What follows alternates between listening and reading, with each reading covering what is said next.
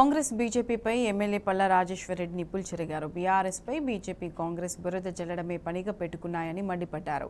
ఆ రెండు పార్టీలు చీకటి ఒప్పందం చేసుకున్నాయని దుయ్యబట్టారు.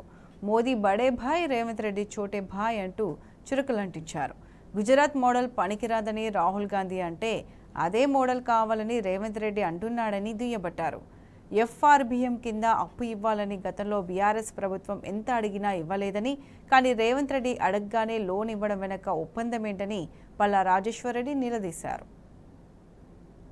భారతదేశ ప్రధానమంత్రి గారు, బీజేపీకి చెందిన మోడీ గారు, అదేవిధంగా ఇక్కడ తెలంగాణ ముఖ్యమంత్రి, కాంగ్రెస్ ముఖ్యమంత్రి రేవంత్ రెడ్డి గారు అలాయి బలాయి చేసుకున్నట్టే అనిపించింది. వారు సీఎం రేవంత్ రెడ్డి గారు మాట్లాడుతూ, ప్రధాన మోడీ గారు నా యొక్క పెద్దన్న, నేను బడేబాయ్, మాకు బడేబాయ్ అని చెప్పారు. వారు చోటేబాయ్ అని చెప్పారు.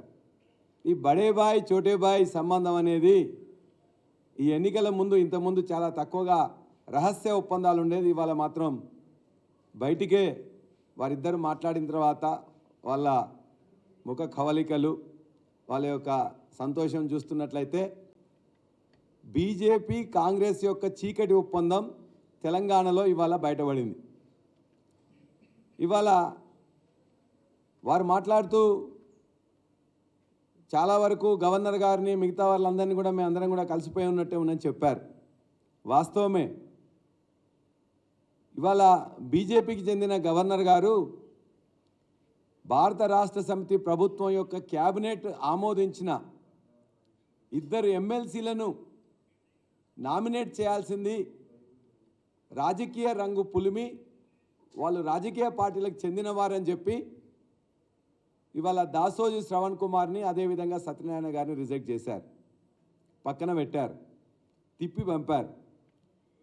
కానీ రేవంత్ రెడ్డి గారి ప్రభుత్వం వచ్చిన తర్వాత ఒక రాజకీయ పార్టీ స్థాపించిన కోదండరామ్ గారిని, మరొకరిని మాత్రం వారు ఆమోదం తెలపడం అని చెప్పేసి వారి యొక్క ఫైల్ మీద సంతకం చేయడం జరిగింది. అంటే ఈ ద్వంద్వ ప్రమాణాలు దేన్ని సూచిస్తున్నాయి? ఇవాళ బీజేపీ కాంగ్రెస్ యొక్క చీకటి ఒప్పందాన్ని తప్ప మరొకటి కాదు. ఇంకోటి, కేంద్ర ప్రభుత్వం ఎఫ్ఆర్బిఎం పరిధి దాటి మాకు అవసరాలు ఉన్నాయి అని చెప్పేసి ఎప్పుడన్నా లోన్ కోసం అడిగితే ఈ 10 సంవత్సరంలో ఏనాడు కూడా లోన్ ఇవ్వలే, బాగా తిప్పలు పెట్టిండ్రు. కానీ ఇలా రేవంత్ రెడ్డి గారి ప్రభుత్వం అడగగానే ప్రత్యేక అనుమతి ఇచ్చి 13,000 కోట్లను అప్పు తీసుకోవచ్చు అని చెప్పేసి కేంద్ర ప్రభుత్వం ఇలా అనుమతి ఇచ్చింది, ప్రత్యేక అనుమతి ఇచ్చింది. మరి ఈ యొక్క ఒప్పందాన్ని ఏమనుకోవాలి?